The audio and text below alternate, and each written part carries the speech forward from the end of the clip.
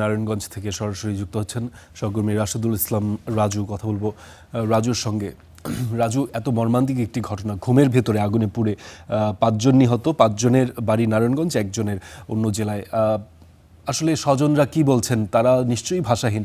এছাড়া মরদেহ কবে নাগাদ দেশে আসতে পারে, কি জানতে পারলেন?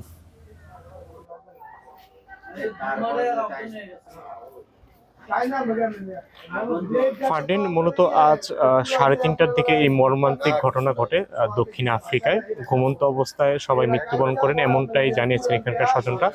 আমরা এখানে এসে যেমনটা দেখতে পাচ্ছি, পুরো এলাকা আসলে শোকের ছায়া নেমে এসেছে। বিশেষ করে স্বজনরা আহাজারিতে আসলে এখানকার আকাশ বাতাস ভারী হয়ে উঠছে।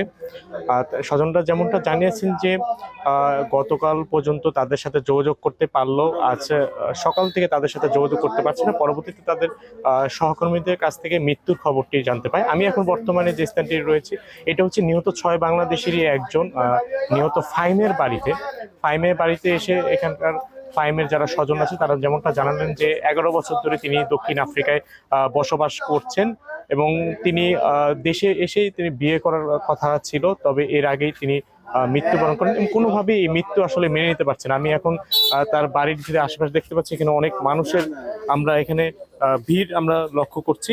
পাশাপাশি এখানকার যারা স্থানীয় রয়েছেন, আমরা তাদের কাছ থেকে আসলে জানার একটু চেষ্টা করব। আপনি কিভাবে জানতে পারলেন এবং আসলে কিভাবে মৃত্যুটা হলো সম্পর্কে একটু বলবেন? আমার সাউথ আফ্রিকা, আমার নিজের সুপার মার্কেট আছে এখানে, যেখানে অ্যাক্সিডেন্ট হয়েছে পাশাপাশি আমার দোকান। তো ওখানে আমার ছোট ভাই আছে, আমি দেশে ছুটিতে আছি। পরে ফোন দিয়ে আমি বিস্তারিত জানতে পারছি। ওইখানে রাত্র আনুমানিক 3:30টায় আগুনটা লাগছে। তো ওনারা যখন আগুন লাগছে, ওনার টেরবে রুমের থেকে বার হয়েছে, ওই দোকানের ভিতরেই রুম। তো ওনারা বার হওয়ার পরে দেখছে যে আগুন আর ধোঁয়া অনেক, যার কারণে দোকান এই দরজাটা বন্ধ করছে। বন্ধ করার পরে তো যে জীবিত ছিল উনি বার হয়েছে, উনি বার হওয়ার সময় বাকি 6 জন অজ্ঞানে ওই রুমের মধ্যে আটকা পড়া ছিল। আচ্ছা, এটা কি ধরনের দোকান ছিল আর আগুনের ঘটনাটা আসলে কিভাবে ঘটলো, এটাকে প্রাথমিকভাবে আপনারা জানতে পেরেছেন? দোকান এটা হচ্ছে একটা সুপার মার্কেট, ওইখানে ওনারা হোলসেলও করে, রিটেলও করে। আর আগুনটা লাগার বিষয়ে আমি আমার ছোট ভাই থেকে জানতে পারছি, যিনি জীবিত আছে উনি বলছে রাত্রে উনি একটা গ্যানেডের আওয়াজ পাইছে। তো সম্ভবত ওইখানে ওই গ্যানেডের থেকে আগুনের উৎপাদন সৃষ্টি।